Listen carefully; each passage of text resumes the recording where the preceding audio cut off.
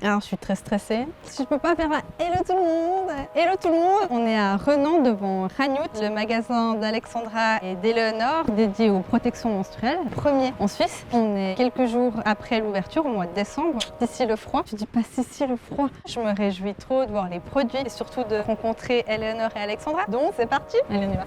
Allez, suivez-moi. Allez. Bonjour. Merci de nous accueillir aujourd'hui. Bienvenue. Merci, c'est trop chou.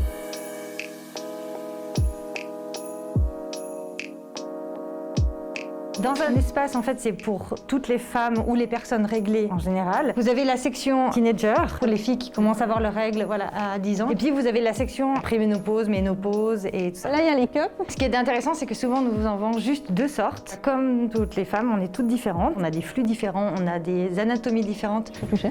Absolument, elles sont là pour être touchées. Et puis là, en dessous, vous avez les culottes de règles. C'est des marques, en fait, qui sont françaises, québécoises, d'Allemagne. C'est que des marques qui font attention à tout ce qui est éthique et durabilité. On a des boxers comme ça, où en fait on peut changer de pad. Je suis tellement trop contente à chaque fois, c'est parce qu'il y a des révolutions qui n'existaient pas quand moi j'étais jeune. Et du coup, on fait trouver des trucs où tu peux changer les pads à l'intérieur de ta culotte, parce que des fois en fait ta culotte suffit pas pendant toute la journée parce qu'il y en a trop. Mais moi je trouve ça génial. Et on a également des éponges. C'est comme les tampons, on l'a mis sous l'eau. On peut aussi ajouter un fil si nécessaire, plus facile à sortir après. C'est tout doux, on peut rentrer comme ça, puis ça hop. On a aussi les serviettes lavables, c'est cette marque-là, Hanapad. Où il y a un anti-grippe, comme ça elle fiche pas dans la fesse.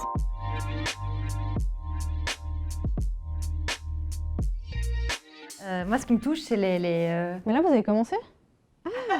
Parce que du coup, je croyais que vous attendiez. Merci de nous accueillir dans votre pop-up store. Si j'ai choisi votre boutique, c'est parce que je trouve que c'est méga important de briser le tabou des règles, d'oser en parler ouvertement et d'arrêter d'en avoir honte.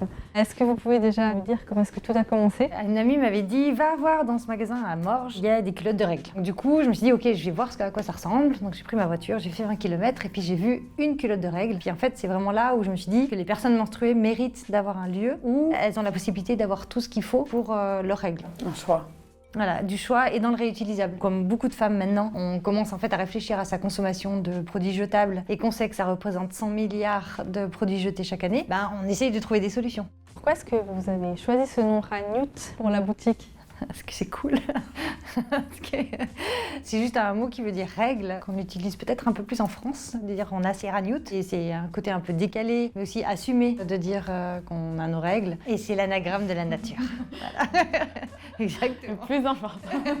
On a cru comprendre que les produits se vendaient bien. Ça veut dire que y a Une vraie demande. Ouais, c'est ça, il y a vraiment un besoin et il y a un peu accès sur internet et du coup il faut faire le travail, il faut aller chercher, tu peux pas vraiment t'assurer de la qualité du produit. Et c'est vrai que là le fait juste d'entrer dans la boutique, d'avoir un choix, d'essayer, poser les questions. Ouais, de poser les questions. En fait, on a des magasins spécialisés pour le vapotage, on nous conseille pour les chaussures, pour les montres, mais on n'a rien pour quelque chose qui arrive à la moitié de la population mondiale. On fait vraiment un choix très particulier avec les fournisseurs. On prend des fournisseurs qui sont éco-responsables.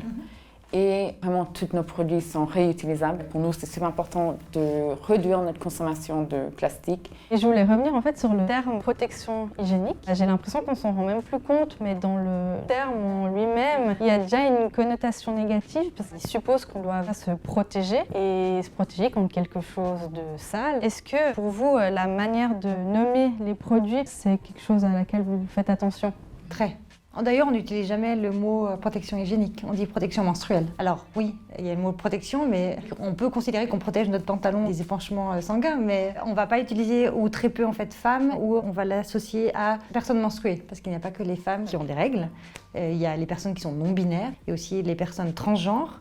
Donc oui, il y a tout un vocabulaire Qui est important. que nous voulons inclusif. Effectivement, on fait attention à notre vocabulaire. On a et diabolise encore les règles aujourd'hui à cause de la religion, notamment qui stipulait que les femmes qui avaient leurs règles étaient justement sales, impures et devaient s'abstenir par exemple de tout contact humain lors de cette période. Comment est-ce qu'on peut casser cette fausse image de saleté, de honte? Juste ouvrir la discussion autour des règles, c'est déjà une première étape. Le plus qu'on parle et le plus qu'on rend ça un peu normal, ça va un peu briser cette honte ou tabou de parler de ça comme on parle d'autres choses. Moi, par exemple, j'ai encore honte de sortir un tampon devant des amis ou dire haut et fort que j'ai mes règles. Et c'est vraiment un tabou en tant que femme. J'ai intériorisé clairement. On fait tout pour cacher le fait que l'on ait ses règles. Est-ce que, avec l'ouverture de cette boutique, vous souhaitez briser ce tabou des règles? Ce lieu, c'est aussi un lieu où on institutionnalise les règles. Ça participe justement, les rendre, effectivement, comme elle dit, mainstream. C'est-à-dire que c'est en fait d'une normalité, d'une banalité, mais affligeante d'avoir ces règles. Maintenant, je trouve que les femmes, plutôt dans la vingtaine, c'est des sacrées badass. Elles sont plus en accord avec leur corps. Il y a plus le côté, maintenant, j'ai vraiment envie de prendre possession de mon corps. Et puis du coup, en parlant de la boutique, c'est la première en Suisse. Pourquoi est-ce qu'il a fallu attendre 2020? C'est vrai que depuis MeToo, il y a la parole de la femme qui s'est libérée. Ça a donné de la puissance, ça donne l'autorisation d'un certain côté en tant que femme de se dire « Ok, j'ai le droit en fait d'aller sur la place publique et dire les choses ». Ouais. Sur des choses qui nous est arrivées. Cet élan, c'est le résultat en fait finalement de MeToo. Et puis il y a quand même beaucoup de blogs maintenant qui parlent des règles, on les voit. Il y a un consensus maintenant sur la couleur des règles qui n'est plus bleue. C'est génial.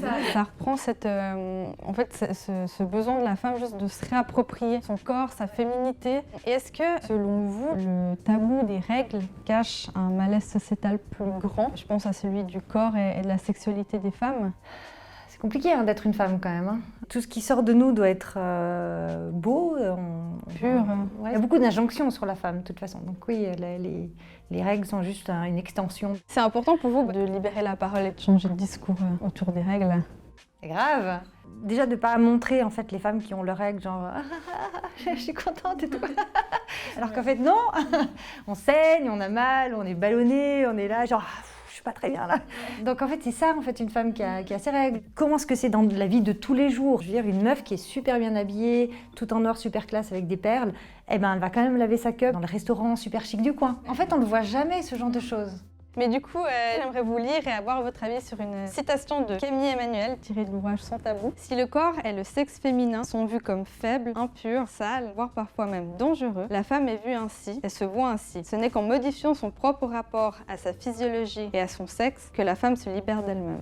C'est nous, en tant que femmes ou même hommes, on doit nous accepter d'abord. Et une fois qu'on a accepté notre corps, on va le traiter bien. C'est pas facile, c'est pas donné. Surtout quand on est plus jeune, je pense qu'avec l'âge, on accepte notre corps de plus en plus. Mais c'est vrai que c'est un travail. Mais j'essaye maintenant de dire que j'ai mes règles. C'est pas toujours super facile, mais j'essaie de plus en plus de dire aujourd'hui j'ai mes règles, je me sens pas bien. Tu sondes un peu l'ambiance, puis t'es là, oui. Bernard, j'ai mes règles. À force de le dire, les gens ils vont faire genre c'est normal. Faut pas avoir peur de bousculer, ça n'a jamais amené quelque chose de négatif. Et puis tant mieux si on dérange quoi. Merci beaucoup pour cette super interview. Bravo. C'est fini. On peut remettre le chauffage.